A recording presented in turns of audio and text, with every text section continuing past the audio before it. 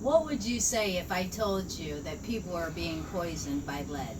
Would you think that I'm talking about a third world country? Well, actually, I'm talking about Flint, Michigan. They're having a significant problem with lead in their water supply. On April 20th, 2016, from the NPR.org, it wrote that the problem began in 2014 when the city switched its water supply, and that caused major corrosion and lead to be seeped into the water from the pipes. The problem is not very much is being done about this problem. This hits home to me because I'm from Flint, Michigan, and I have a lot of family that still lives in Flint. However, they're living off bottled water. They cannot drink the water that's coming out of their faucets.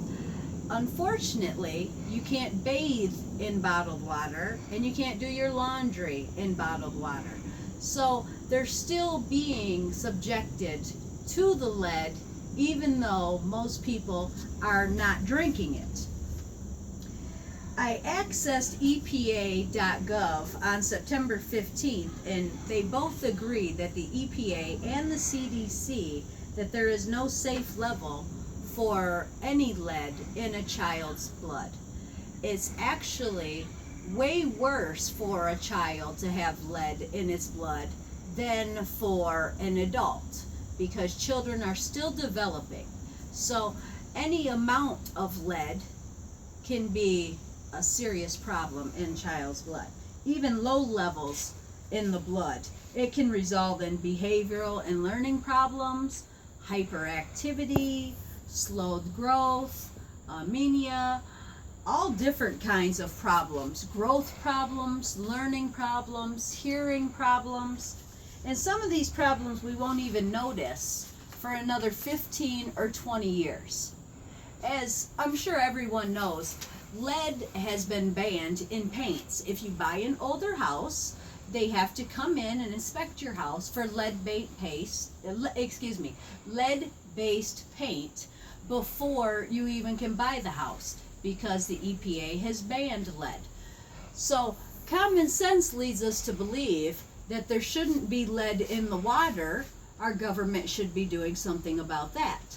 Now, on April 20th, 2016, the NPR.org said that they had an article regarding what the federal government was doing with this problem, because the city of Flint itself is in bankruptcy. So the city of Flint doesn't have any money to fix the problem.